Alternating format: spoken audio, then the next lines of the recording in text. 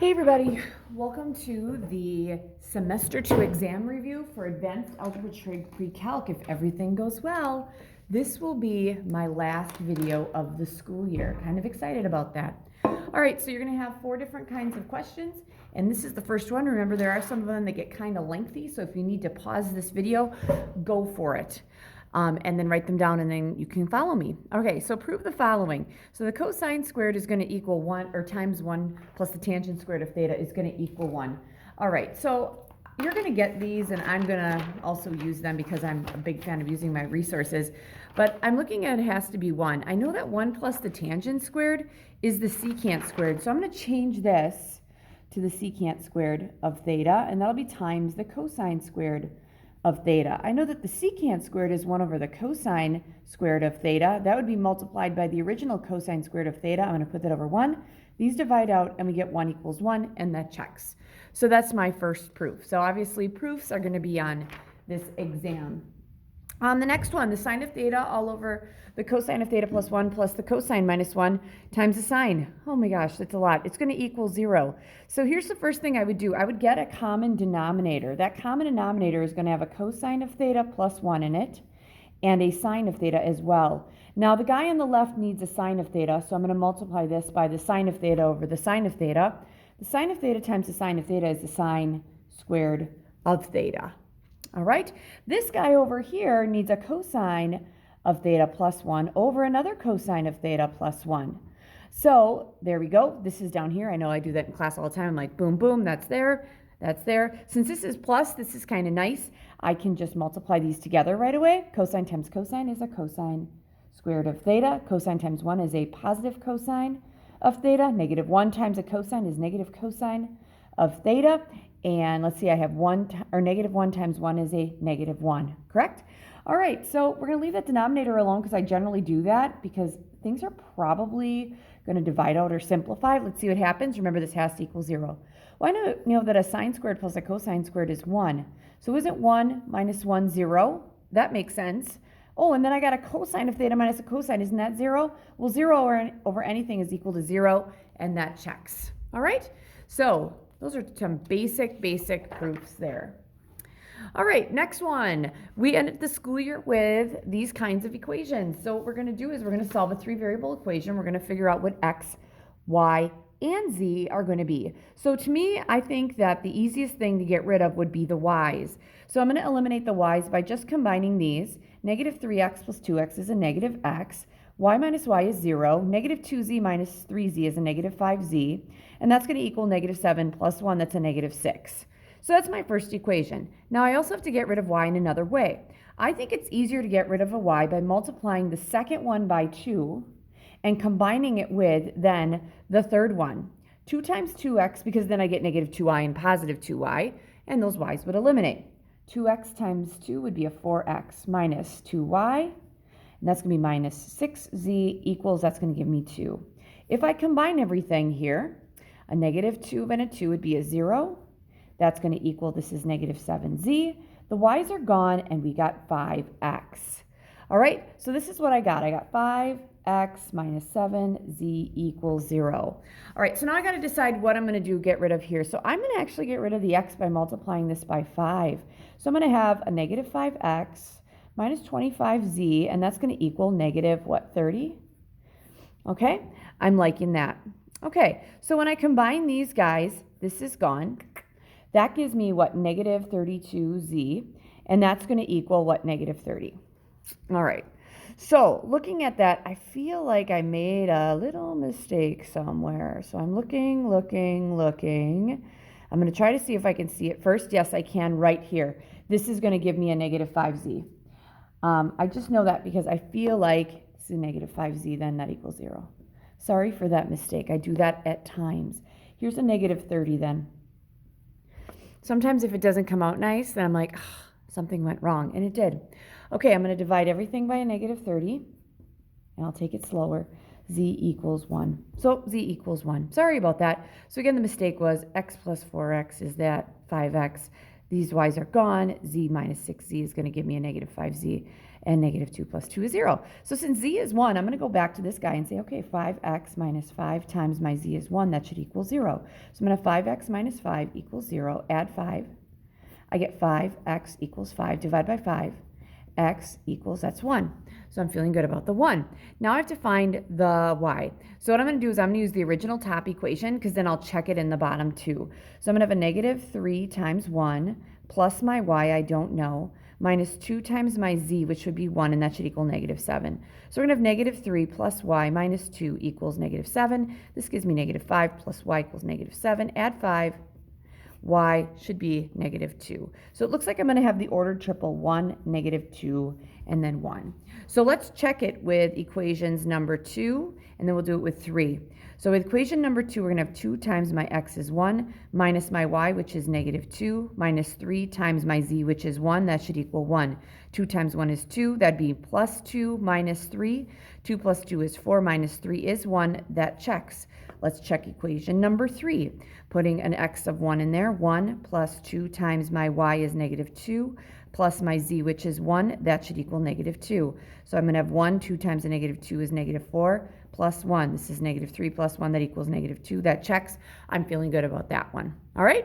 So you're going to have to be able to solve a 3-variable equation. Just like I said, though, I made that mistake.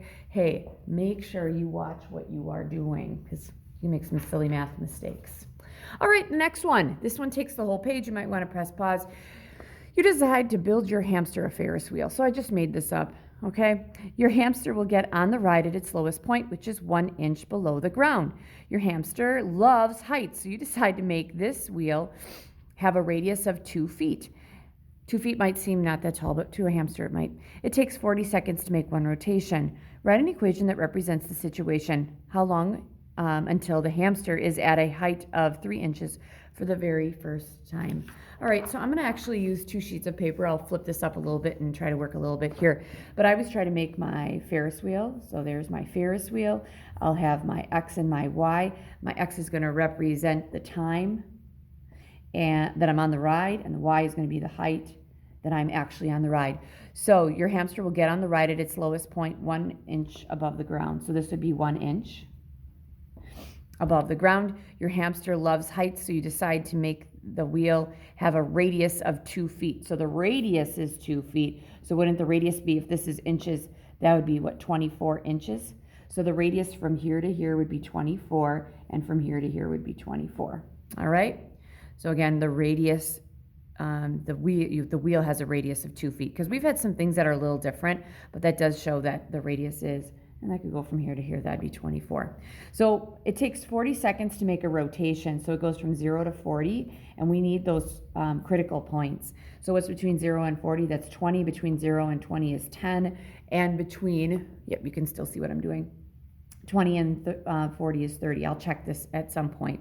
So I get on at 1, and then up here, okay, the radius was 24 inches, plus 1, that'd be 25. So then I'm going to be at 25. Then up here, 24 and 24 is going to give me 48, plus 1, that's going to give me 49 on the top.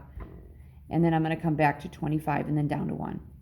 And we'll see how that goes and if it's going to make sense in my equation. So then I like to make a little graph and say at its lowest point it's 1, at its middle point it's 25 inches, and at the top point it's going to be 49 inches. This ride is going to take him 40 seconds. That's 20, I'm sorry. That would be your 10, and this would be your 30. So he gets on at 1, and then at 10 seconds he's up at 25, then up, then down, and then up, and here we go. And now what I'm going to do is I'm going to try to come up with one equation that represents that. Remember, your equations are going to be y equals a times either the sine or cosine, it's up to you, b times the quantity x minus h plus k. The big thing here is, what is your b value? Remember, your period is equal to 2 pi over b. Therefore, our period is 40 seconds, right? So 40 is going to equal 2 pi over b. Do some cross products. We get 40b equals 2 pi. Divide by 40. Isn't b going to be pi over 20? So here we go. Y is going to equal, I'm going to do the sine first. So the question is your amplitude. That's your A. From here to here, what is it? So 49 to 25, wouldn't there be 24 here and 24 there? So it's going to be 24 times the sine of B. That's pi over 20 times the quantity x minus The sign starts at the middle. We need to move it 10 units to the right and shift it up 25. All right, so hopefully you guys saw that whole thing and it's in there. So I'm gonna make sure this is right because that's what I like to do. And I'll make up the other ones as well. I just wanna make sure that I'm good with this one. So clear. All right, so we're gonna have 24, right? So I'll do that. 24 times the sine of, sorry about that, pi divided by 20 times x minus 10 plus 25. I like to check my table. My table, I was checking a different problem before, so I'm going to go from 0 and I'm going to make my table go up by ones because then I can make my table go by ones and I'm going to hopefully get what I need. 0, I'm at 1. At 10, I should be at 25, crossing my fingers. Good. 20, I should be at 49. Yep. And at 30, I'm back to 25. Yep. And that means at 40, I should be back at 1. There we go. All right. So I'm feeling really good about that. So I have my equation. So it says write an equation that represents the situation. Got it. Now, if you wanted the cosine, you'd have y equals 25 times the cosine of, your phase shift would change, you guys. X minus, remember that starts at the top. So that'd be minus 20 plus 25. Or remember we said you could flip that cosine around and make it negative 25 times the cosine of pi over 20 times x and then plus 25. They all should be the same. So I'm going to use mine for this answer. How long will it take? Yep, you can still see it. How long until the hamster is at the height of 3 inches for the first time? Well, the height is always your y's. So what I'm going to do is I'm going to put a y of 3 in there, and we're going to find an intersection. This is the easiest way to do it. So if we're finding an intersection, there is, oh, I'm going to actually change my window so you can see mine a little bit better because that's from a different window that I use. But we're obviously going to find that. So the window I want to use is going to be something similar to what I have right here. I'm going to use a window of an x-min. Let's go from 0 to 40 because that's one rotation. And my y's, I'm okay with going negative 4, and we're going to go up to 49. All right, that should give me a good graph. So there it is, going up, coming down, that hamster. And then there we are at 3, which makes sense because this would be 3 inches and that would be 24 because remember we had to change that feet. So second trace, we're going to find an intersection. You want to make sure that you're close to that intersection. You can't see my flashy box, but it's right there. I may need to change this just to see it. 1, 2, 3. And that intersection point is at 2.617, So what does that mean? It would mean after 2, you can still see me good. After about 2.6 seconds, you are 3 inches above the ground. That's where the hamster is. All right, so hopefully you can see all of my writing. That is question number 3. You should be able to do a Ferris wheel, some kind of application of a sine or a cosine curve. That brings me to question number 4. Okay, for question number 4, you're going to have a variety of questions that you're going to need to solve by solving equations, okay? So the first thing I have here is that I have a sine. So I'm going to need my unit circle, and I do have one handy that I'll use. Remember, you will get those later. So this is a sine squared, and there's a sine here, so let's subtract a 4 sine of x. I want to set this equal to 0 and subtract a 6. So minus 4 times the sine of x and subtract 6. So we're actually going to solve 2 times the sine squared of x minus 4 times the sine of x minus 6 equals 0. Now, to solve this, it's a quadratic. Let's make it easier by factoring out a 2. So that'd be a sine squared of x minus 2x minus 3, and that's going to equal 0. I'm feeling okay about that so far. Now, let's factor the sine part. I'm sorry, I forgot the sine of x right here. My bad. Okay, so a sine squared is a sine of x times a sine of x. 3 is obviously going to be 3 and 1. The signs are going to be different because it's a negative 3. I need it to be negative 2. This would be minus 3 plus 1, and that equals 0. Then we'd have the 2. So then what we do next is we set each of the factors equal to 0. Well, 2 is not going to be equal to 0 because it's 2. But the sine of x plus 1, that could be 0. Or in the sine of x minus 3, that could also equal 0. So if I subtract 1, the sine of x could be equal to negative 1 here, or add 3. The sine of x could be equal to 3. Now here's the thing on your unit circle. The sine of x equals negative 1. Remember, on a unit circle, it goes xy, and that's cosine sine. and the tangent is going to be y over x, or sine over cosine when we did proofs. So where is the sine? Where are my x coordinates -1? That's down here at 3 pi over 2. So for this one, x can be equal to 3 pi over 2, because that's what the sine would be at that point. And where's the sine negative or positive 3? Well, it's not, because it only goes up to 1 on the unit circle, because the radius of the unit circle is just 1, not bigger. So we're not going to get an answer out of that. X is just going to be 3 pi over 2, and I don't have to add 2 pi times n, because it did say between 0 and 2 pi.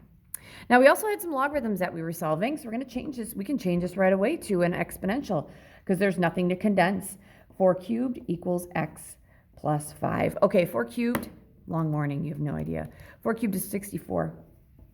That equals x plus 5. Subtract 5. X is going to equal, you guys, 59. And 59 makes sense because that keeps that spot positive. Next one. All right.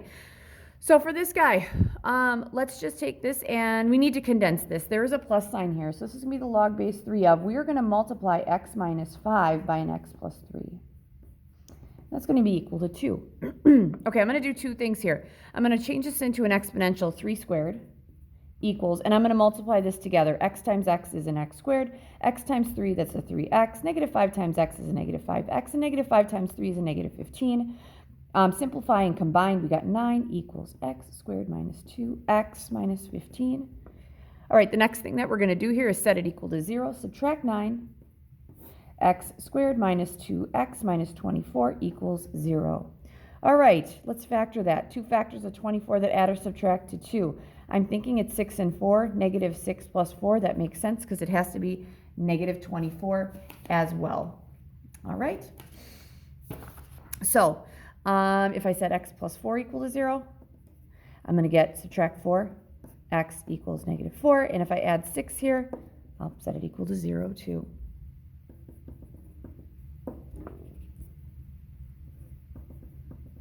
X equals 6. All right, so then the next thing we have to do is look for, okay, are there any extraneous solutions? All right, so remember those extraneous solutions, make those parts in the logarithm, because you can't take 3 to an exponent and get a negative, makes this part negative or that one negative. Well, negative 4 obviously makes that negative, so negative 4 is extraneous. And 6 keeps this positive, and that your only answer is x equals 6. All right, next one, it looks like I have a tangent squared of x equals 3. Hey, let's take this and take the square root, and that means the tangent of x is going to equal plus or minus the square root of 3. So what I'm going to do is I'm going to go to my unit circle and see, okay, where would it be the tangent, which is tangent, remember, is y over x, has to be equal to the square root of 3. So what I generally do is I try one. So let's try something that would maybe give me the square root of 3, maybe pi over 6. So at pi over 6, we have a point of the square root of 3 over 2, 1/2. So at that one, if I take 1/2, that's the y over the x, which is the square root of 3 over 2. We're going to have 1/2 times its reciprocal, which is 2 over the square root of 3. That's 1 over the square root of 3. Is 1 over the square root of 3 the same thing as the square root of 3? No, it's not. So that doesn't work. So the next thing I would try would be pi over 3. So let's try pi over 3. At pi over 3, our points are 1/2 the square root of 3 over 2. Y over x is the square root of 3 over 2 over the x, which is 1/2. Again, we're going to take the square root of 3 over 2. And we are going to multiply it by its reciprocal, which is 2. That gives us the square root of 3. Bingo, we have one, okay? So would it make sense that if pi over 3 worked, right? So if pi over 3 worked, and we did that dividing out, wouldn't those same coordinates, both being negative, give us the same answer? That'd be 4 pi over 3. So far I got x equals pi over 3, x equals 4 pi over 3, all right? Then I need to think about, okay, it could also be negative, right? So if I made like the 1/2 negative, wouldn't that give me the negative answer? So where is it? Negative 1/2 square root of 3 over 2. Negative 1/2 square root of 3 over 2 is at 4 pi over 3. Oh, sorry, I did that. That was the wrong way. Negative 1/2 positive square root of 3 over 2 would be here, I'm sorry, at 2 pi over 3. So x could be equal to 2 pi over 3. And then if I made this guy negative, that would be positive 1/2 negative square root of 3 over 2. Positive 1/2 negative square root of 3 over 2 would be 5 pi over 3. So we'd have pi over 3, 4 pi over 3, 2 pi over 3. And for these, you could just add 2 pi times n because it doesn't give me any restrictions, so I'm going to get all the answers.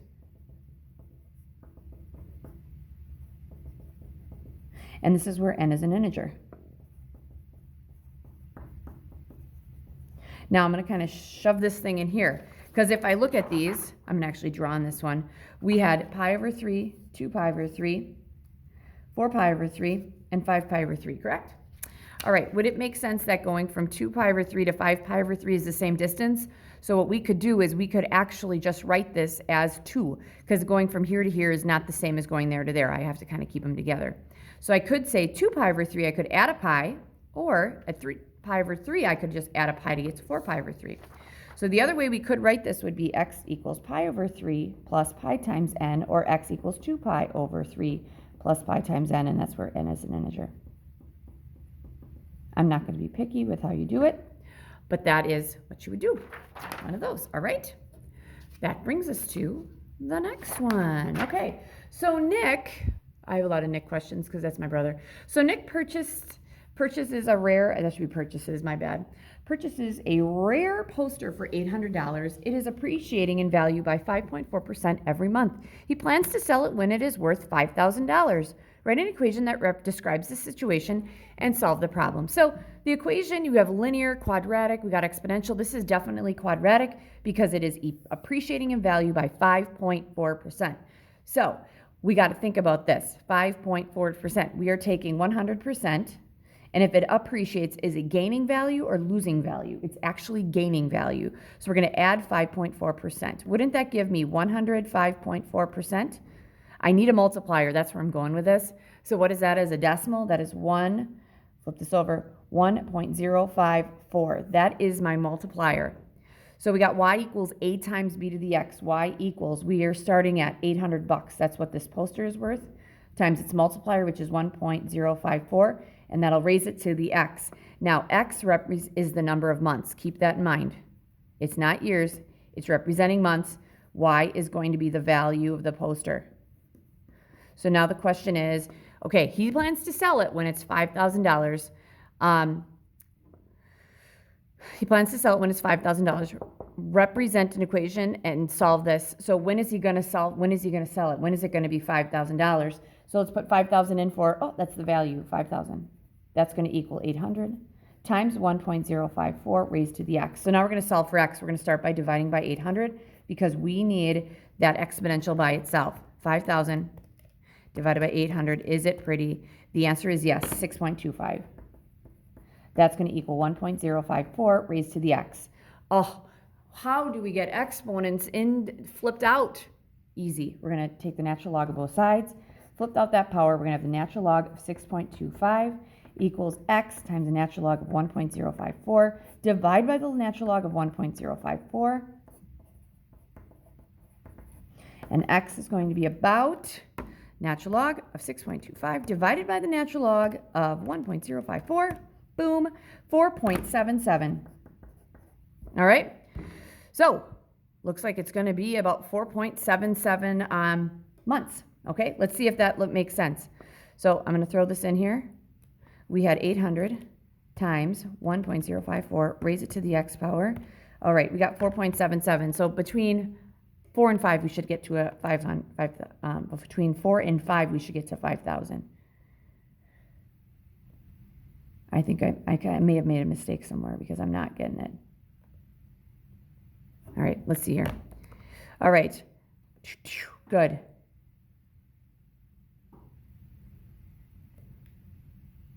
Oh, I bet you I know. I had to find this first, my bad. And I tell you guys this all the time. Natural log of 6.25. Find it. Divide that by the natural log of 1.054. There it is, 34. That makes sense. I was like, gosh, she'd be selling that darn thing. It's not only appreciating by 5.4%. This is 34.84. Sorry about that. So does that make sense? Is 5,000 between 34 and 35? So we're getting there. We're getting there. Oh, we're getting to 3,000. Now we're 4,000. Ooh, there we are. It's between 34 and 35. I'm feeling good about that. So in about 34 months, we can see 34, 35 months, it will be worth $5,000, right? Because that's what we wanted it to be worth. If you wanted to, it's just short of 3 years, right? So this would be 2 years and maybe 10 to 11 months. All right. So that's that. Look at this. Nothing after. I made some minor mistakes on my math, but I did catch them, and that's what learning is all about, even for a teacher. So there you go, guys. Last video of the year. There is also a Delta Math assignment for you. Good luck.